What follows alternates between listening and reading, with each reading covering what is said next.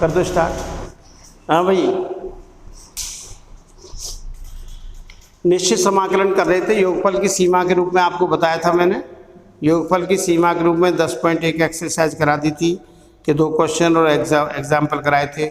जब क्वेश्चन में अगर कहा जाए योगफल की सीमा के रूप में समाकलन ज्ञात करो, तो आपको वही सूत्र लगाना जो मैंने बताया था।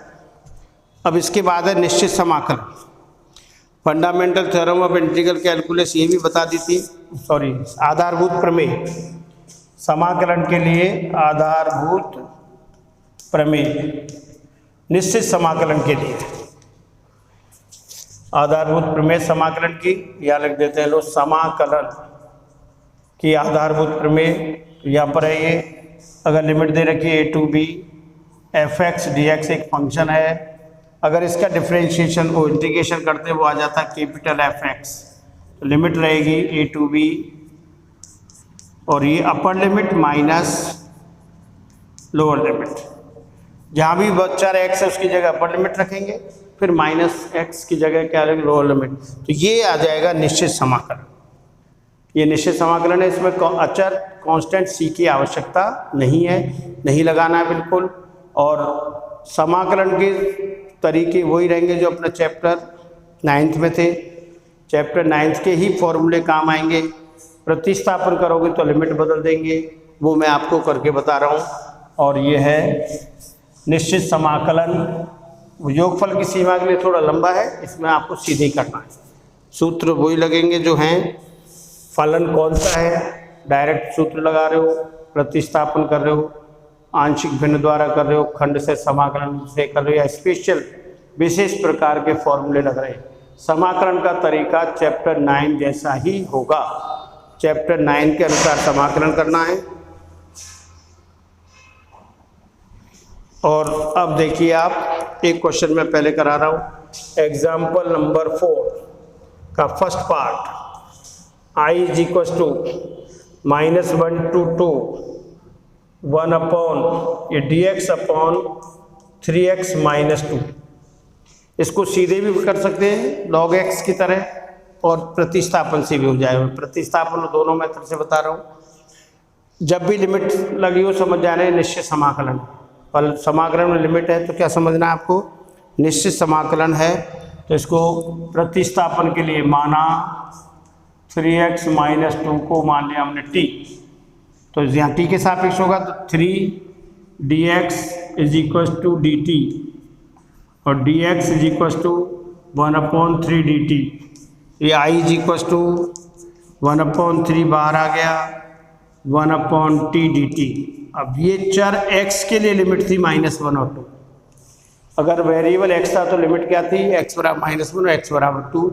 लेकिन यह चर बदल गया, तो x के मानों के लिए चर t का मान निकालना है।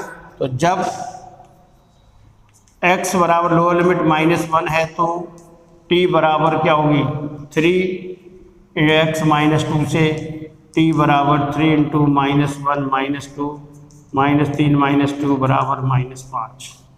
और जब x बराबर अपर लिमिट कितनी है 2, तो t बराबर सीधे लिख सकते हैं, तो 3 दूनी 6 - 2 बराबर 4।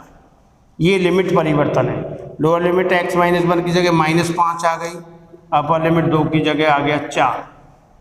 समाकलन क्या होगा 1/t का, वही सूत्र से हो रहा है। तो i is equal to 1/3 log t, और मोड में, और ये लिमिट लगेगी अपर लिमिट, लोअर लिमिट और अपर लिमिट। कोई दिक्कत भाई, 1/t मानक सूत्र की तरह x की जगह t है तो t आ जाएगा log t, 1/3 बाहर है, log t अपर लिमिट और लोअर लिमिट। तो हम लिमिट लेते समय क्या करते हैं, जहाँ भी वेरिएबल है उसमें पहले अपर लिमिट लगाते हैं।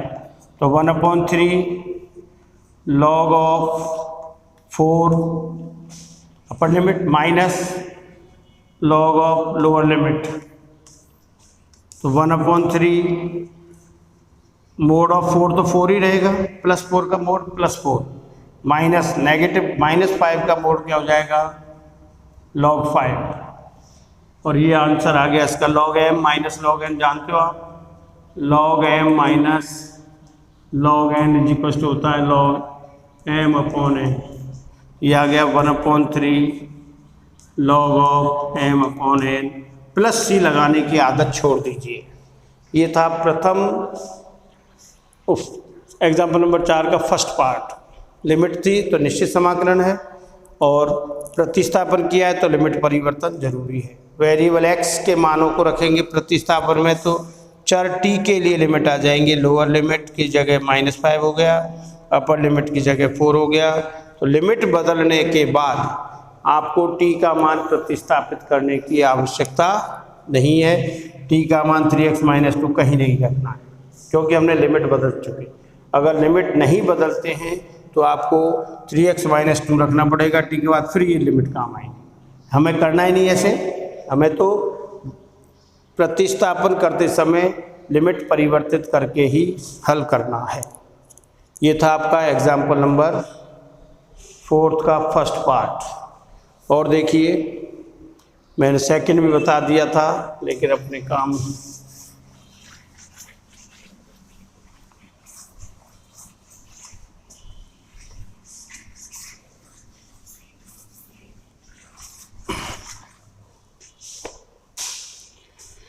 तो ये सेकंड है, फोर्थ का सेकंड पार्ट।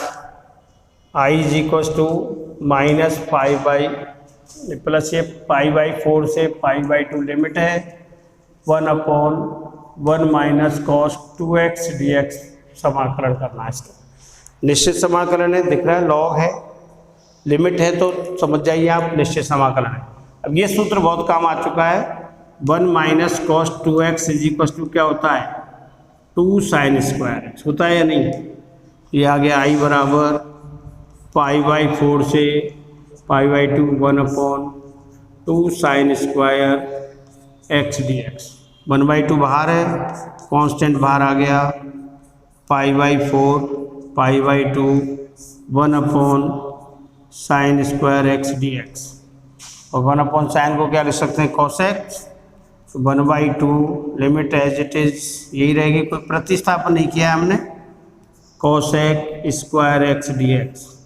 और ये मानक सूत्र है, इंटीग्रेशन ऑफ समाकलन cosec² x का क्या होता है, -cot x।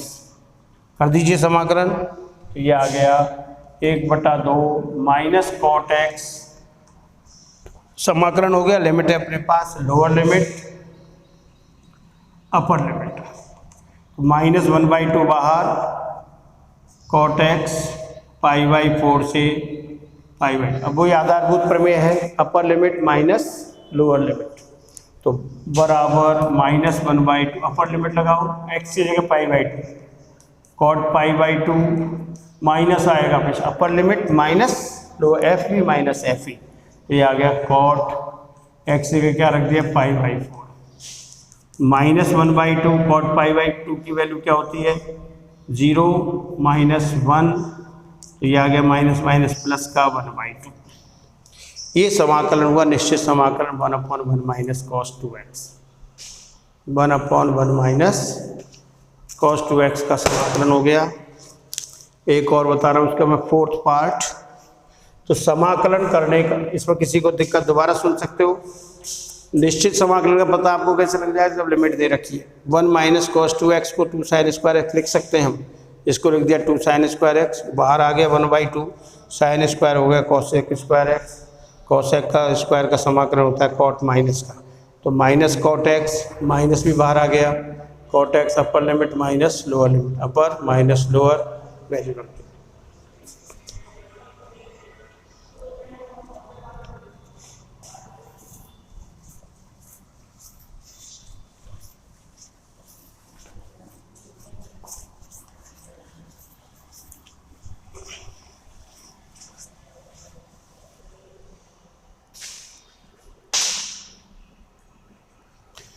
Fourth part, i = limit है 0 से 1 2x/1 + x की पावर 4।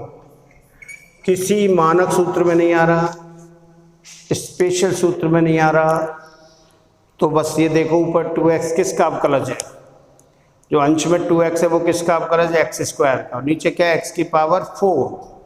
तो इस पावर 4 को लिखा जा सकता है 0 से 1 2x 1 प्लस एक्स स्क्वायर का होल स्क्वायर लिख सकते हैं कि नहीं।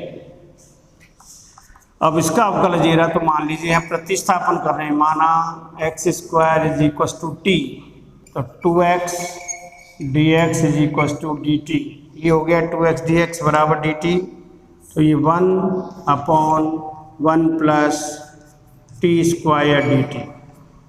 अब चर बदला है तो लिमिट बदलेगी, और लिमिट बदलने के लिए जो प्रतिस्थापन किया है उसमें x की जगह लोअर लिमिट रखो तो t का मान आएगा, x जगह अपर लिमिट रखेगी तो अपर लिमिट के लिए t का मान आ जाएगा। जब x बराबर लोअर लिमिट के लिए x बराबर 0 तो t बराबर 0, और जब x बराबर 1 तो t बराबर भी 1 का स्क्वायर 1, तो लिमिट चेंज नहीं हुई, लेकिन हमें करना है। तो ये आ गया 0 से 1। किसका सूत्र है? मानक सूत्र है tan inverse t 1/1 plus x square का समाकलन क्या होता है? tan इनवर्स x, या t है चर तो t आ जाएगा, तो ये हो गया tan inverse t, upper limit हो गई 0 to 1, लोअर टू अपर। और लगाइए भाई, अपर लिमिट पहले लगती है 1 माइनस tan इनवर्स 0। इस सेकंड चैप्टर में प्रतिलोम वृत्तीय फलन है, तो त्रिकोणमितीय फलनों तो किसी एंगल के लिए अपन मान निकालते त्रिकोणमितीय मान, और प्रतिलोम वृत्तीय फलन में दिए गए मान के लिए एंगल ज्ञात करते हैं। तो tan इनवर्स 1 का मतलब tan में 1 किसकी वैल्यू है? π/4 की। अरे tan में 1 किसकी वैल्यू है? π/4, और tan में 0 किसकी वैल्यू है? मेरा tan π/4 इज इक्वल टू 1, तो tan inverse 1 is equal to π/4। tan 0 is equal to 0, तो tan inverse 0 is equal to 0। Answer is π/4। क्या आंसर आ गया इसका? π/4। ये तो सिंपल से सवाल चल रहे हैं, समाकलन का तरीका चेंज नहीं होगा, ये आप दिमाग में रखिए। और प्रतिस्थापन खंड से जो भी है, जो सवाल पर आधारित है, कौन सा सवाल है उस पर कौन सा सूत्र लग रहा है, चैप्टर 9 की तरह समाकलन होगा, और फिर उसके बाद लिमिट लेनी है। प्रतिस्थापन करते हो तो लिमिट बदल जाएगी, चर x के स्थान पर चर t जो भी मानते हो, फिर आपको मान रखने की आवश्यकता, उसका प्रतिस्थापन जो माना उसको रखने की आवश्यकता नहीं है। फर्स्ट तो हो ही जाएगा, मैं सेकंड बता रहा हूँ। सेकंड है इसका फिफ्थ का, i is equal to 0 to 1 लिमिट है e की power x upon 1 plus e की पावर 2x dx। अब बिल्कुल सिंपल सा सवाल है, e की पावर x इसका अब गलत है, e की पावर x का चेंज कर रहे हैं यहाँ, e की power x upon 1 plus e की पावर x का होल स्क्वायर dx। अब वही प्रतिस्थापन, e की पावर x को क्या माना? t, इसका अब गलत जाइए, e की power x dx is equal to dt, ये हो गया dt। i is equal to 1/1 plus T square dt। अब लिमिट बदलना जरूरी है। जब x बराबर चर x था तो x का मान है ये, अब यह चर t हो गया तो t के ले आएगा, तो t बराबर e की घात 0, और सम किसी भी आधार पर घातांक 0 है तो वैल्यू 1 होती है, और जब x बराबर 1 तो t बराबर e की घात 1e। तो लिमिट हो गई lower limit 1, upper limit e। इसका इंटीग्रेशन हो गया tan inverse t 1/1 plus 1e, तो tan inverse e minus tan inverse upper limit minus lower limit. अब tan इनवर्स e का तो कोई मान है नहीं, सेकंड कर रहे हैं हम e की पावर x, तो tan इनवर्स e, और tan इनवर्स 1 की वैल्यू होती है π/4, तो i is equal to tan inverse e minus π/4 इसका आंसर है। निश्चित समाकल ये तो एज इट इज रहेगा, tan में 1 किसकी वैल्यू π/4 की, तो tan इनवर्स 1 बराबर π/4, ये इसका आंसर है भाई। और अगला जो है वो खंड से ऐसे होगा, आंशिक भिन्न खंड से जो भी चैप्टर 9 में है, अगर चैप्टर 9 ढंग से किया है तो आपको निश्चित समाकलन में कोई दिक्कत नहीं आएगी 10.2 तक, 10.3 तक प्रतिस्थापन। फिर 10.4 में विशेष फॉर्मूले आएंगे, वो आपको याद कर दें। अब देखिए मैं एग्जाम्पल नंबर 6 का second part, i is equals to 0 1 से e लिमिट है e की power x 1 plus X log x upon x dx। अब ये 9th चैप्टर का ही सवाल है, 9th चैप्टर जैसे ये सवाल सारे। तो i is equals to 1 to e की पावर x, अलग अलग भाग दे दें, 1 upon X plus X log X upon X dx। I is equals to 1 to e की पावर x, ये क्या हो गया 1 upon X plus log X, X cut गया। बताओ भाई, इसका आपका नजीब है ना, इसको ऐसे लिखेंगे 1 लिमिट e की power x log x plus 1 upon x. इसके लिए एक सूत्र बताया हुआ है 9वें चैप्टर में, यदि e की power x f x plus F dash x D x, यानी e की पावर x के साथ फलन और उसका अवकलज गुणा हो रहा है, तो इसका सीधा साधा सूत्र है e की power x f x plus c, इसका समाकलन होता है। सूत्र है निश्चित के लिए। यहाँ पर क्या देखो, log x का अवकलज ये रहा, तो यहाँ एफ एक्स तो हो गया log x और एफ डैश एक्स क्या हो गया 1 अपॉन एक्स, दिख रहा है। तो डायरेक्ट क्या हो जाएगा, i बराबर e की पावर x एफ एक्स, तो e की power x f x limit है 1 to e। अब अपर लिमिट पहले आएगी, तो अपर लिमिट तो e की power e log e base e minus lower limit e की पावर 1 लॉग 1 e, तो लॉग e बेस e की वैल्यू तो क्या होती है 1 और लॉग 1 की वैल्यू होती है 0। तो ये तो आ गया e की पावर इंटू 1 माइनस 0, e की पावर 1 इंटू 0 बराबर e की पावर e। इसका आंसर हुआ e की पावर e। तो यहाँ 9वें चैप्टर को विशेष रूप से ध्यान रखना है। 9वां चैप्टर ढंग से किया है तो आसान होगा, और नहीं किया है तो कर लेना भाई।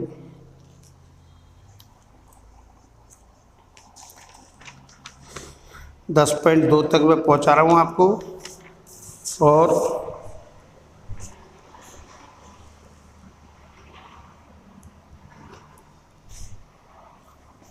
और सवाल देख लीजिए, एग्जाम्पल नंबर 8।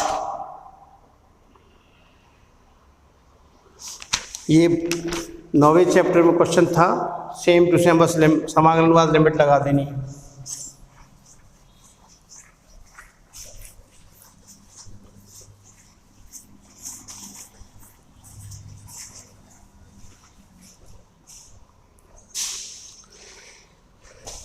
एग्जाम्पल नंबर 8 है, i इज इक्वल टू 0 से π/2 1 upon a square cos square x plus b square sine square x D x. ये 9वें चैप्टर में क्वेश्चन है, सेम टू सेम।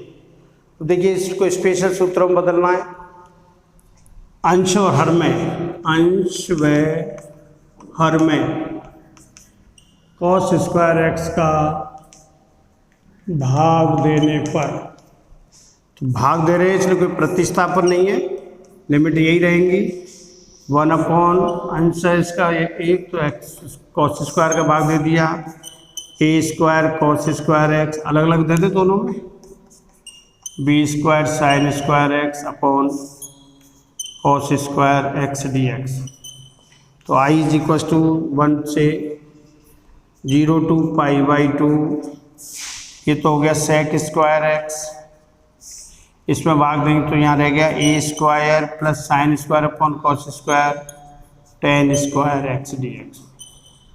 मानक सूत्र बदलने के लिए बी स्क्वायर कॉमन ले लें, तो I is equal to limit है 0 से π/2 बी, ये तो sec square x b square common लिया, कॉमन का मतलब दोनों पदों में भाग लगेगा, a square upon b square plus tan square x dx। ये बाहर आ गया 1/b स्क्वायर, लिमिट है 0 से π/2 sec square X upon a/b का होल स्क्वायर लिख सकते हैं इसको, plus tan square x dx। अब देखिए भाई, मानक सूत्र में बदलने के लिए स्क्वायर में चर होना चाहिए, फलन नहीं होना चाहिए। या tan स्क्वायर है, जबकि यह क्या होना चाहिए, या तो एक्स स्क्वायर टी स्क्वायर जो भी। तो माना प्रतिस्थापन करेंगे, tan x का अवकलज ऊपर है तो tan x को t माना, और ये हो गया sec square x dx is equal to dt। ये तो गया dt में, तो I is equal to 1/b square, ये dt, और ये हो गया 1/a/b का whole square plus t square dt। अब जब चर बदला है तो लिमिट भी बदलेंगे प्रतिस्थापन के साथ। तो लिमिट बदलने के लिए जब चर x का मान x बराबर 0 तो t बराबर tan 0, और tan में 0 की वैल्यू क्या होती है 0, और जब x बराबर π/2 तो t बराबर tan π/2, और tan π/2 का मान क्या होता है इनफाइनाइट, तो t बराबर 1/0। तो लिमिट हो गई 1/b स्क्वायर 0 से लेके 1/0 1/a स्क्वायर a/b का whole square plus t square dt। अब इसका समाकलन है ये 1/a tan इनवर्स x/a। ये सूत्र कौन सा लग रहा है, ये देखो सूत्र बन रहा है ये integration 1/a square plus x square dx। तो 1/a tan इनवर्स x/a, ये सूत्र लगेगा इस पर, tan इनवर्स x/a। तो I इज इक्वल टू, यहाँ ये तो 1/b स्क्वायर बाहर है, और ये हो गया 1/a की जगह 1/a भी है, तो 1/a tan इनवर्स t/a/b, और लिमिट रहेगी 0 से 1/0। तो ये हो गया इसका 1/b square dot b/a tan inverse bt/a, limit हो जाएगी 0 से 1/0। I is equal to 1/ab, b से भी कैंसिल हो गया, अपर लिमिट लो पहले, तो tan इनवर्स ये सब कुछ इन्फिनिटी हो जाएगा, ये इन्फिनिटी हो जाएगा, माइनस tan इनवर्स 0। तो I इज इक्वल टू 1/0 का इन्फिनिटी होता है, और ये इन्फिनिटी है, इन्फिनिटी वैल्यू होती है π/2। tan में इन्फिनिटी किसकी वैल्यू π/2 की, π/2, और ये 0, तो ये आ गया I is equal to π/2ab। ये इसका निश्चित समाकलन है, बोर्ड में आया हुआ सवाल है ये, पाई स्क्वायर π/2ab। और ये था आपका निश्चित समाकलन के लिए। देख लीजिए कोई cos स्क्वायर से, ये 9th चैप्टर में अपने क्वेश्चन है, मैं आपको दिखा भी सकता हूँ लो।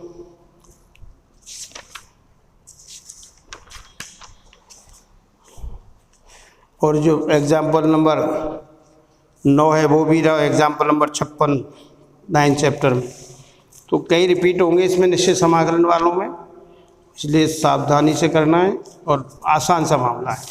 समाकलन का तरीका वही चैप्टर 9 का रहेगा, कोई अलग से नहीं होगा। चैप्टर नंबर 9 उधर दे रखा है, एग्जाम्पल नंबर 56।